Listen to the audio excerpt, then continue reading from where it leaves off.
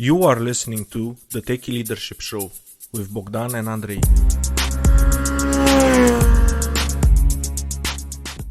Hello and welcome to another episode of the Techie Leadership Show. Today with us we have Pascal Schreiber. He's the founder and managing director of Regional Hero. As initiators and supporters of 40 Europe-wide non-profit projects, including Helfen, Berlin and Gesundheit.com, they have collected over 1.8 million euros in emergency aid from private consumers for more than 10,000 small and medium enterprises within 3 months. From this, they have developed a business model for digitizing local retail at high speed and are looking for supporters, partners, and colleagues. Well, more than this, we will find out from the man himself. Please welcome Pascal Schreiber. Hey, Pascal. Hey, hello. Great to be here. Nice to have you. Yeah, our pleasure. Would you like to add a little bit more about yourself? Sure. Yeah, so my name is Pascal Schreiber. I'm right now building a new company which is called Regional Hero. And this is a company really really young. So the company is just 4 months old and was established out of a lot of non-profit projects which we built up during the lockdown and Corona. Started with Helfen Berlin in Berlin.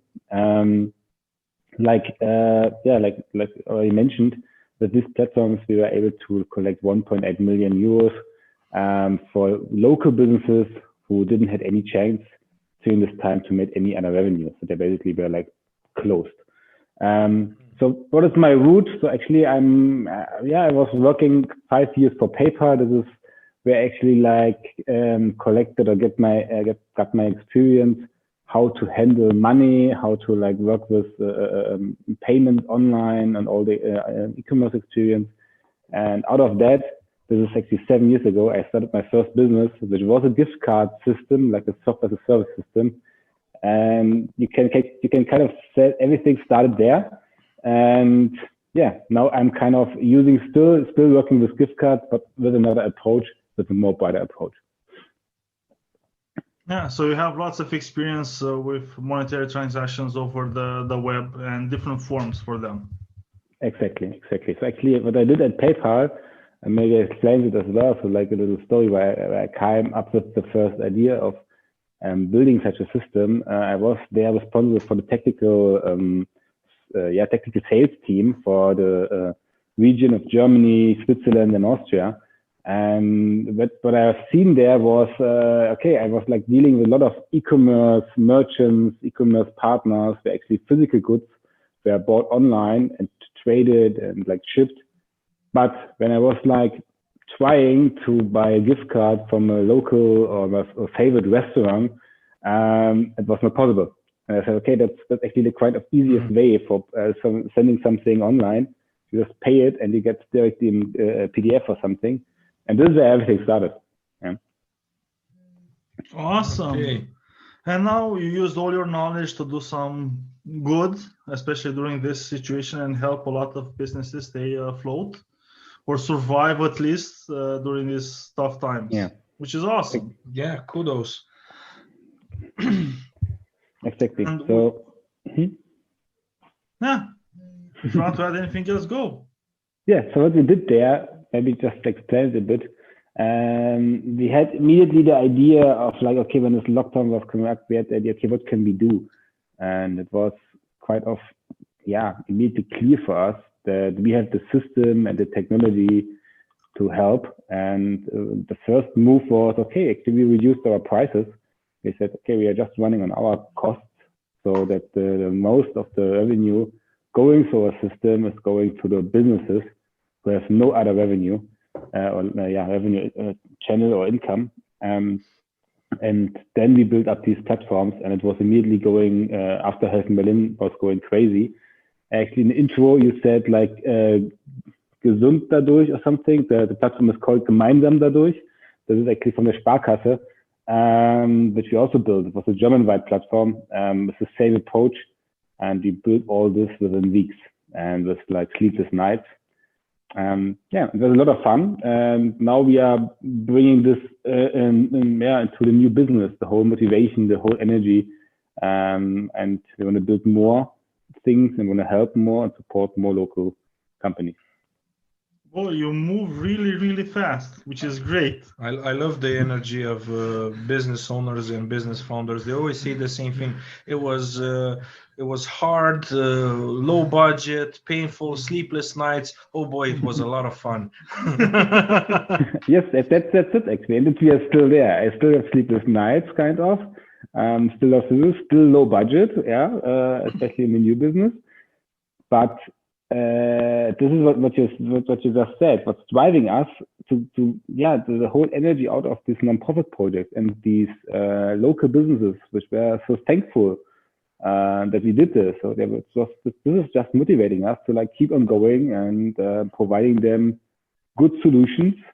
Of course, building also a business out of that, which is growing and it makes money, but also like with the vision to make sure that our beautiful cities with all the unique stores and unique restaurants will stay like that and they will not die out. This is what keeps us busy, what keeps us awake at night, and what is motivating us to do so. Heartwarming motivation. And Pascal, usually we like to ask people what is their bigger leadership success story they've witnessed. But in your case, I'm really curious, like, because Regional Hero, it is a success story and it's still growing. Like, what are like the leadership lessons? Like, what did you do as a leader to ensure that Regional Hero is going to be a success and it's thriving as it is? But actually to make sure that everybody in the team understands this mission and the vision we have, and understands where we are coming from and why we are doing this. I think this is the most important. Because we are really young, we're really in a young phase. People are coming from they're joining us because they wanted to help, they wanted to do things, and this is part of the DNA of this company, and it's important that we keep it and that we keep it in mind of the team. That we are doing that for these businesses, that we're building things, that we're listening to them, that we are close to these businesses and also to the consumer at the end. That we understand, that we are really close, so we understand them, and also that we working together with a lot of partners, because also this is a part of the success of these platforms. We never did this alone, right? We had a lot of people working together with us, especially also in the other regions, and this was part of the success. And this is also what we also want to do at Regional Hero, that we're working together with a lot of partners, because I'm a complete strong believer in it, that this field of local SMBs is so huge. You cannot do it by your own. No company can actually handle this. You need to work together with local partners, regional partners, technology partners, because you also don't want to build everything by your own, because you have a lot of things out there. You just have to use it and work together with established partners, established technologies. And this is kind of part of our core, how we are working to make things fast, because you cannot be fast when you do everything by your own. That's not possible. Yeah, that's true. And how do you project your vision and get buy-in from your team and get them to really feel that, yes, this is something that's worthwhile and we should do it? Do you have some action steps or something, or a formula of doing it? Yes, sharing success is one of the things, right? And also sharing customer feedback, not only the good ones, also the negative ones, because you can learn from that. But involving the team in all of these things to say, okay, and also being transparent about the result and how the things are developing. So when new registrations are coming in, then the salesperson is having success, I'm always driving to say, okay, don't tell it to me only, tell it to the complete team, because we all do this. Yeah, you like the man on the direct communication, but in the back end there was like a developer building a product, but then there was a marketing person making some marketing buzz. So it's a complete team. So the success of the complete team, and this is actually what makes teams stronger at the end. Right? Yeah. And do you share the success by having like meetings where you discuss like the success, what happened, or do you send emails, or is the team small enough to just do it informally? Like, we got a new client, we help this business, this new feature got launched. We are still kind of small, so that we actually kind of don't need so much meetings, and I really want to avoid, or I'm trying to avoid any meeting possible. So what we are doing is we have one fixed meeting, and this is a daily. Every morning at 9 o'clock for 50 minutes, we are like syncing each other in a call, and anybody has like actually just 3 questions to answer, which is actually, what have I done the day before, or when it's Monday, the day, what have I done on Friday? What is my plan for today, and where do I need help? These are the 3 questions, and anybody can actually answer those questions in a minute. And when there's like more topics, or there is like more need to talk about a specific thing deeper, then these persons who are involved in this topic, they should meet afterwards and have a call afterwards, one by one, because having like 6-7 people in a meeting where like 2 people are talking to each other is a big waste of time. Not productive at all. Exactly.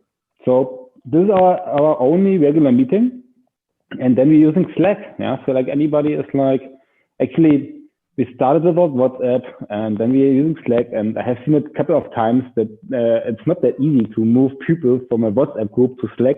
It's really like you have to really continuously saying use Slack, because they really are used to use WhatsApp more. But we are there now that the whole team is actually using Slack. We have these channels, and this is perfect for actually being synced with each other. And it's something that I like to do, like for my teams and the people that I'm working with, and I recommend a lot is it's good to have a stand-up and everything, but when you have a situation when it's you and another person or 2 other people, just be proactive, set up a meeting with them and do it. Don't wait like for the whole team to be there so you can have a discussion that wastes the whole team's time. And it's good to have as much communication as possible with the team members that you need to get a project done, and do it as often as possible. It's something that should be encouraged, and it's not something that has to go like through somebody like the manager or the team lead to set it up for the people inside the team, because it's not like they're children and getting them on a play date and the parents have to get together to analyze it. They're adults and they can do it for themselves. Normally it should be as informal as possible. It's like 2 colleagues sitting at the desk working on separate tasks. If one of them has a difficulty, say, hey, listen, I'm working on this task. I need a fresh perspective. Maybe you can help me. That's basically your daily stand-up right there, but between 2 people. Exactly. So when there is something, and for this is important that people know who to ask, and that people actually like also know, okay, I can ask anybody in the team. Yeah. So there shouldn't be afraid or anything, which is sometimes the problem of like, maybe more junior, really like new team members. What I'm doing there is like always saying them, okay, you just started, you just joined the company. Right now, you don't have a full inbox, you don't have a full to-do list. Meet anybody in the team. Use the time, make meetings with them, get to know them, so you understand, and that you see the team, so you can work with them and you understand what they're doing. Right? Yeah. Yes, that's how it should be. And I'm curious, Pascal. We discussed like the success story, which is amazing and it's ongoing. But what would be like the biggest leadership failure you had the unfortunate experience of witnessing? The biggest leadership failure. So the biggest leadership failure, I would say, like I was actually working for a company, it was like a couple of years ago, where I was like in between my startup fields, I was kind of also working in the 3D printing business. And there I was for a company called Formlabs. I don't know if you know them. It's like a big 3D printing company from the US. And I was responsible for kind of a huge service team, like kind of 40 people. And but I was not feeling comfortable in this situation. But I still tried it out to work there and to motivate the team. And but I was not hearing of my gut feelings, and so I was in the end not the right person for this job, I would say, because I was not the person for this topic. And so I really struggled to motivate the whole team and to like follow the path, also the kind of guidance and rules out of the US team. And my failure was that I felt it, that I actually was, before signing the contract, I was knowing it, but I still decided to do it. And in the end, everything was like kind of going like I felt it before. So it was just like, in the end, I would say, the big failure to actually join the company, join the team, because it wasn't a fit in the end. Yeah.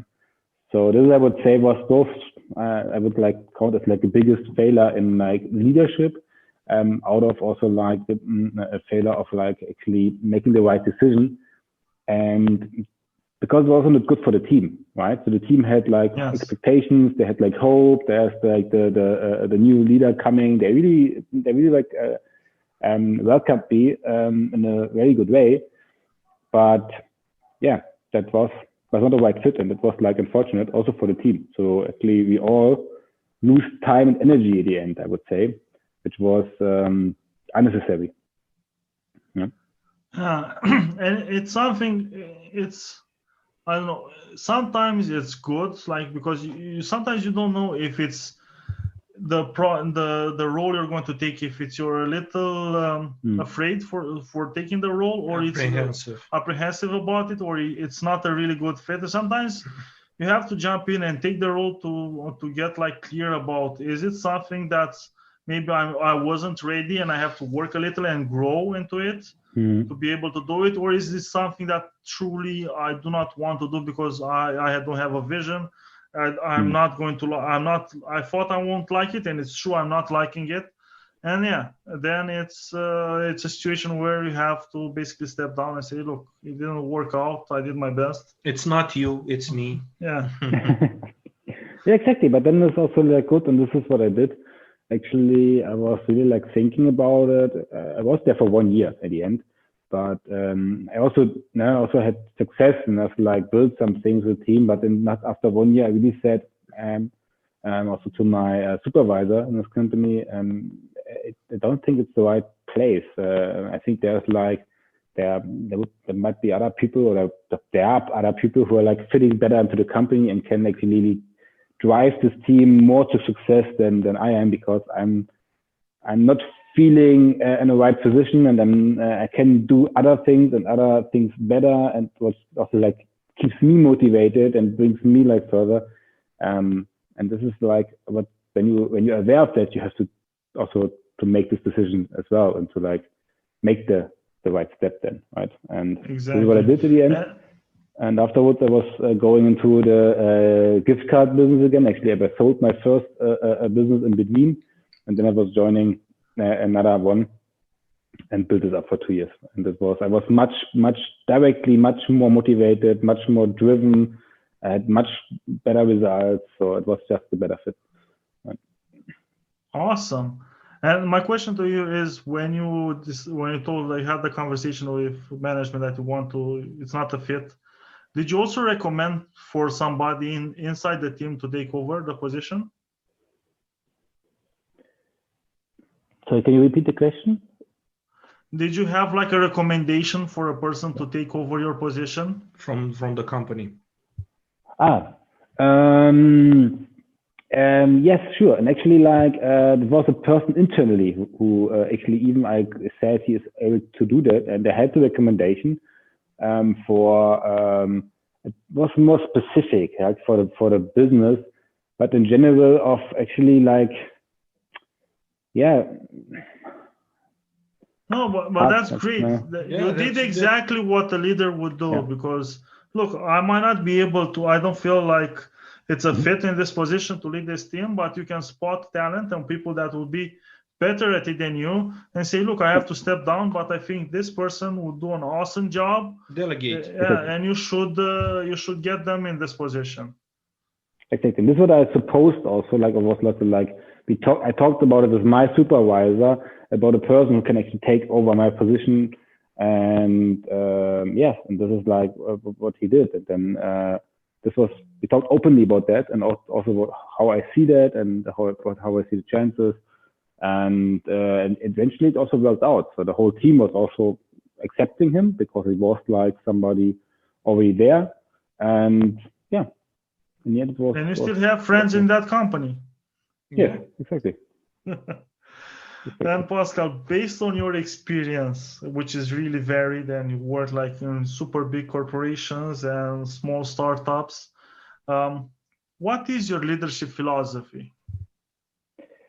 I would like to say my philosophy is really like to actually learning by doing, and this is like always the case. Like every person, every team should have the possibility to learn constantly with the job what they are doing and with the things they are doing. So you have experts. You're also hiring experts, of course, for specific topics. But even they have to learn, and like especially in these fast-moving times, things are changing, and things are changing everywhere and every topic. Doesn't matter where and what topic you are the expert. You always have to constantly learn about new things, and this is what I'm like engaging. The other thing is like that it has to be clear that anybody can learn from anybody. So actually, I'm not a big fan of hierarchies, for example, and especially not of like that the CEO or the highest manager is the person or this person who has to know everything. It's not possible, and actually like any person can learn from any other person. This is also like what I'm absolutely approaching to do so, right? To learn from anybody always. And this is actually what I believe in. Yeah, it's also like bring people into and pushing them into cold water sometimes, so that they also can make mistakes. Right? So that's how you learn, and you learn quick. I think when you like, but they have just to try out things, and maybe they have like some they are like scary about things, but it's good because they're learning from them and they're growing with the challenges which they have to have. And they are totally fine to also do mistakes on the way. Because also this is part of learning. Yeah. Look, if you want your people to learn, you have to accept the fact that they're going to do mistakes and live with them. And you're right. You cannot. You can invite people into cold water, but they probably will not be that proactive at doing it. Sometimes you need to push them into the cold water. Hey, look at that! What? We're here. Look. Absolutely. Some people are in a kind of a really big comfort zone, right? They are like they're doing the things, and some there are also people I also learned on my way. Also people who are totally fine with that. They just don't want to do anything else, and they're really like just doing one field. And if this is really like a topic of the company where like this is just a topic that needs to be done, okay, then that's fine. But still also there, still trying always to like, okay, do you want to like maybe do there something? Do you want to go to this kind of trade show? Do you want to like go to this network meeting, learn other people, same people? Also these things are, I think, important, so that they see they don't, so that any people also like has the chance to look outside, out of the business, out of the box, actually.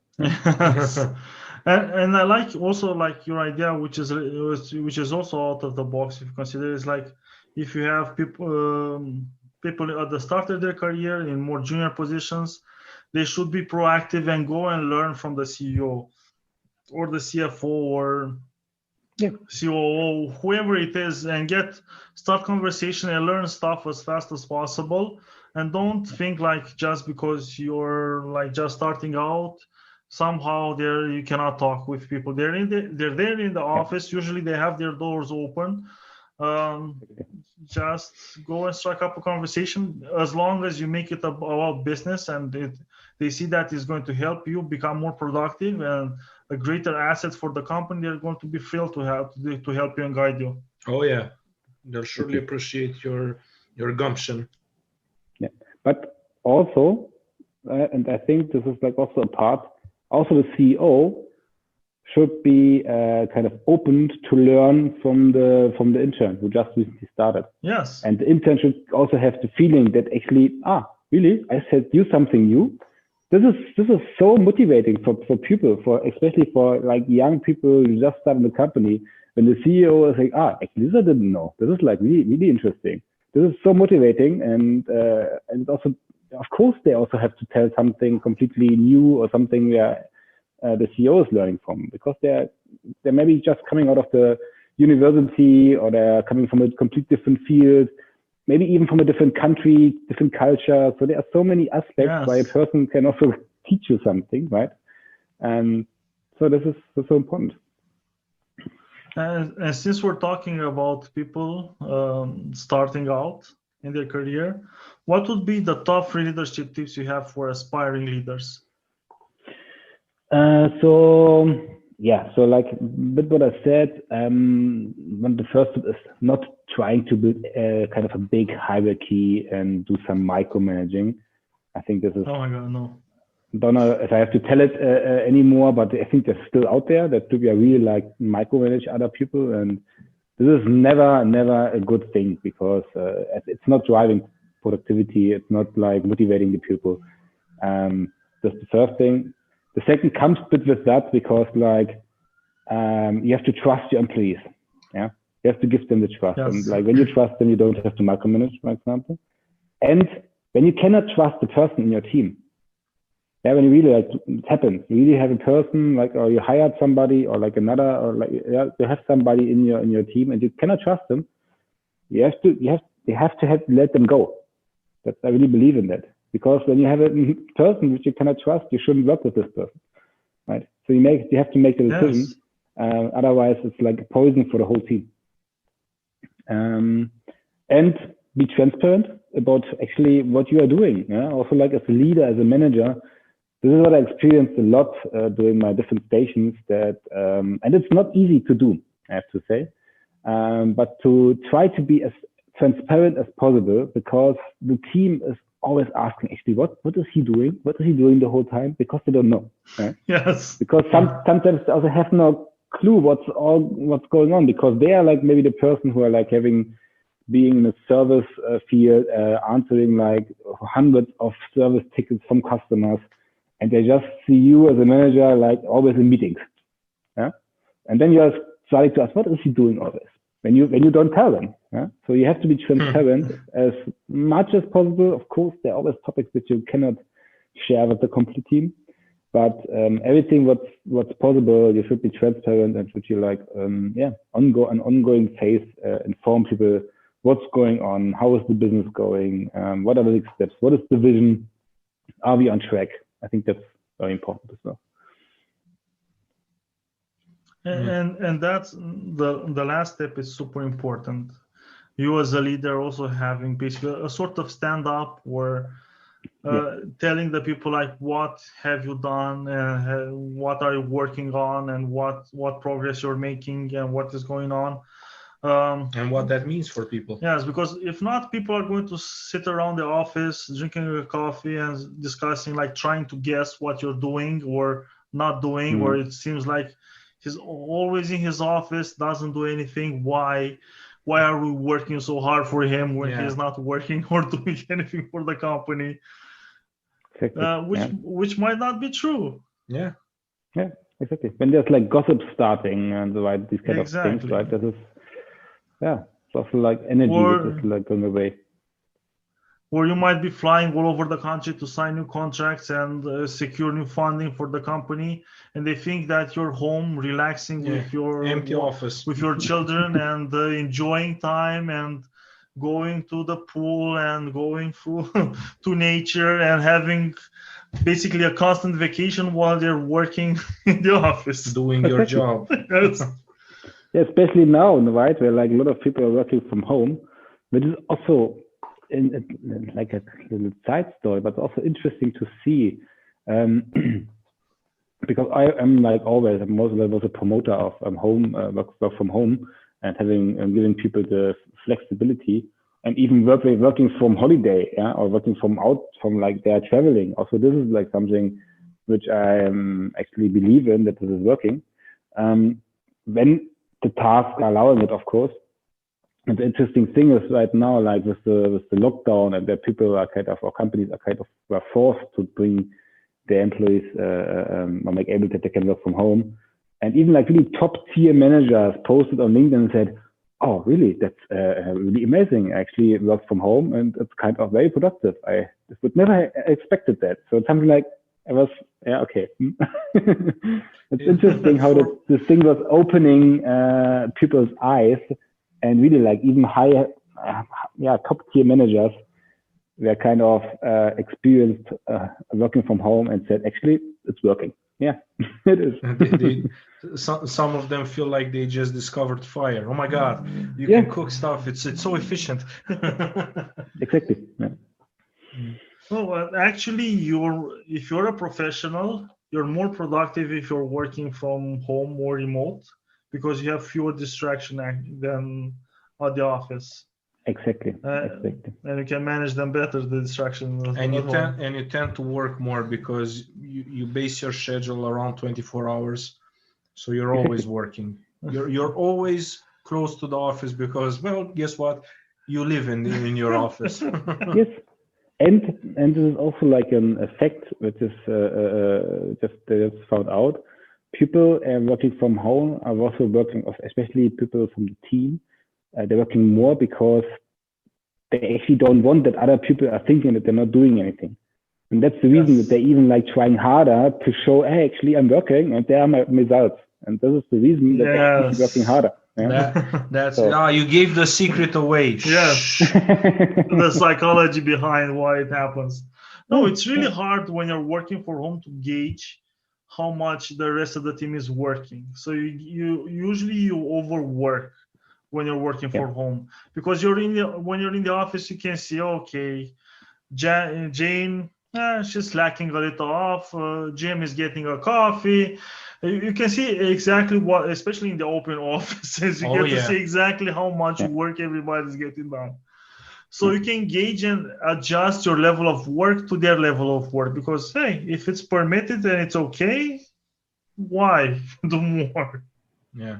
But it can fall into the other extreme. So it's very important for managers and to take care of their people, to make sure they do not overwork themselves.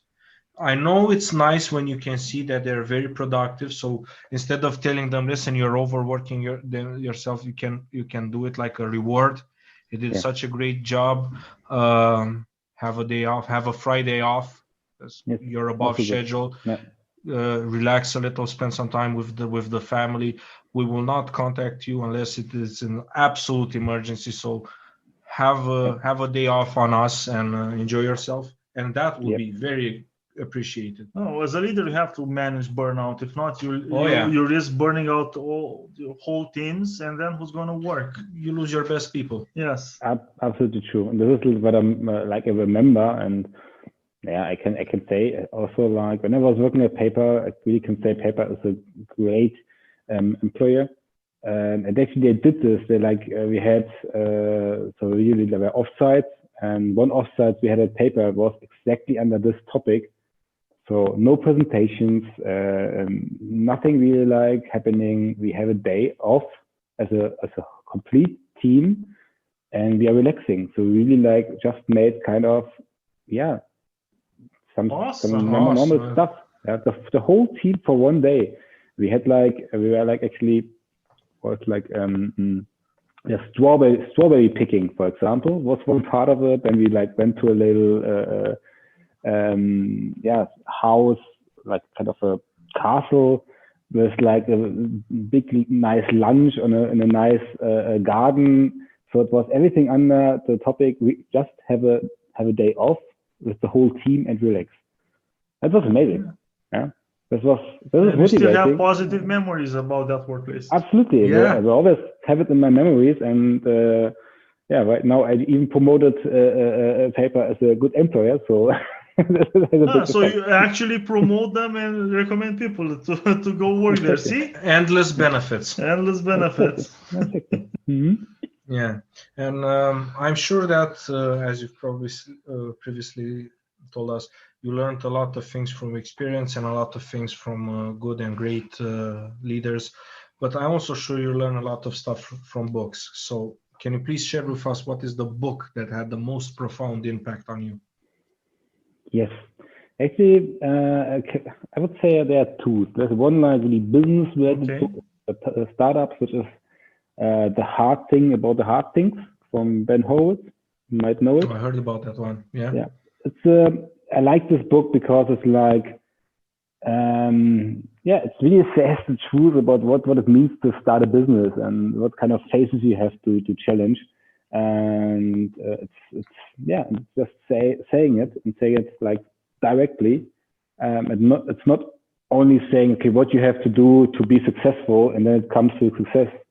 So it's really saying, no, it's like there are like things which you cannot even think of, right? Which happening on the way to start a successful business, and you have to do really hard decisions on the way, like firing people, like all these kind of things which are part of the business. It doesn't make you like a bad person, or like they're challenging and which needs to be done on the way. And also like having sleepless nights, having like being afraid of the future because you don't know if everything is running smoothly. All these things which every founder is knowing, waking up at night and see, okay, actually, can I even like don't know, do I have enough money for my family the next month? Yeah, these things are happening to founders on the way, and this is what the book is telling, and this was really like great to read this and to get understanding about this.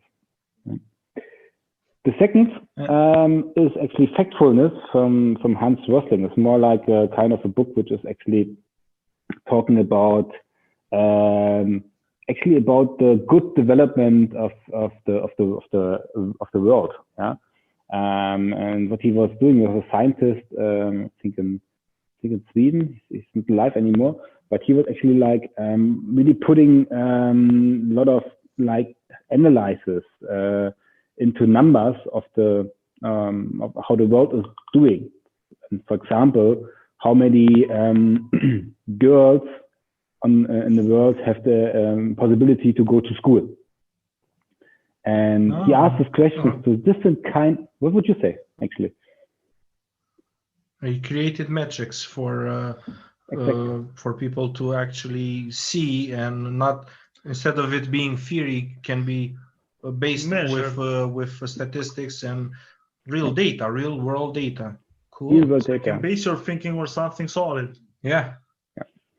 And he asked people, even from the UNICEF, even from the really like from the highest kind of university, from Harvard University students, so really high educated people, and he asked him just these people these questions, and they were like, normally the most people were wrong about the estimations, about the feeling, what is really going on in the world. Like, for example, the question, how many girls are able to actually go to school. I think it's like the answer is like above 90%, but the most people were saying like, okay, definitely below 50%, right? And he was like bringing it up and say, okay, like the feeling of the people, how the world is doing is actually totally wrong, because the whole world is actually getting better. Completely. Exactly. Yeah? There are much less wars, much less dead people, much less sickness. Okay, maybe Corona was shaking it a bit again, but in general, there's like a lot of positive things happening, and this is in every place of the world. Yeah, even on the purest countries in the world, also they are getting better and getting like more educated. Pascal, you know that good news doesn't sell papers or doesn't get people glued to the TV. Nor does it travel fast because I don't know why most people are attracted, like especially when it comes to news or information, to the negative side of it. So yeah. This is medias and also social medias, right? They are kind of pushing it. And also people take cues when they were asked how many girls go around the world have access to schools and learning. They would have probably answered the same if people asked how many children in the world can afford shoes and not go barefoot. And simply because the questions is asked, you would never say like, you would never expect them going every one of them or almost all of them, because that's anticlimactic. So they would say 50%, 40%. Also, the way you ask questions can skew the response a little. But it's true. Most people have a view. It's formed by social media and the media itself. It forms all kinds of biases, and even our friends and our families forms all kinds of biases about how we perceive the world. And that's why if you want to go out and see for yourself how the world is, study a little, do a little research. You might be surprised to find out that actually we're on the right track. And once this situation with COVID-19 slows down or hopefully actually alleviates itself, and I cannot stress this enough, go and travel. This is the best education you can get on a budget, is to travel and meet people and cultures and speak with people. Because you know, one thing that I saw a lot of smart people do, people way smarter than me, if they're sick of a problem in their country, they travel to other countries and ask them, hey, do you have this problem? Yes, no. No? Okay. Did you have it? Yes. How did you solve it? And then compare situations. It's amazing. Yeah, very interesting. Yeah, traveling is really like definitely gives you a lot of things, a lot of insights. And also here again, right? Also like learning from different cultures. It's so powerful. Like the idea is to go to a different culture to learn something, because if you travel in the same country or go to a country that has mainly the same culture, you're not gonna get as much as traveling to a really different culture than yours. And stay away from the tourist areas. Exactly. Speak with the locals. Tourist areas, everywhere the same basically, right? You have the same things there and the same people, like kind of what they want to try to sell and so on. You're learning there. That's absolutely true. Go into the real world of any country. They can learn from other people and other mindsets. Exactly. Words to live by. And Pascal, if people want to find out more about you, where should they go? I think the easiest way is LinkedIn. I'm like more actually active on LinkedIn, especially like also with my new companies, also like showing their presenting game on my answers. They can also reach me via email, so it's actually pascal@regionalhero.com. So like you can reach me there. I'm kind of getting emails there and trying to reply as fast as possible. And this is like, I think these are the best ways to reach me. And I'm happy that when everybody, like I said, we are really want to work with a lot of partners together because we believe in it. We are right now having projects in Berlin, starting in Munich, going more and more to Germany, but also like in the next phase, we want to also do the same in Europe. And we're actually also looking for persons, and this is what we also want to do.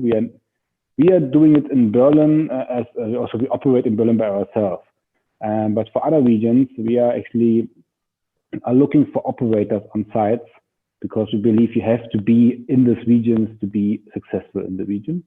And when anybody is interested to do something in their region, somewhere in Europe, just reach out to me, and then we can talk and see. We are totally open to provide our knowledge, our know-how, our technology for building up the same things that we're doing in Berlin and other regions. Awesome. So to the people listening who want to collaborate with Pascal and his company and be a regional hero in their own region, Exactly. reach out, check out the show notes. I'll put links in the show notes for how to reach Pascal. Just reach out to him and go for it. Well, thank you so much, Pascal, for coming on the show. It's been a true pleasure. Yeah, thank you. Thank you very much. It was a pleasure for me too. Bye. Bye. That was today's episode. Tune in daily. Rate, like, subscribe, and share, please. Oh, you can find further info and materials in the show notes on techyleadership.com, including links to the guest book recommendations.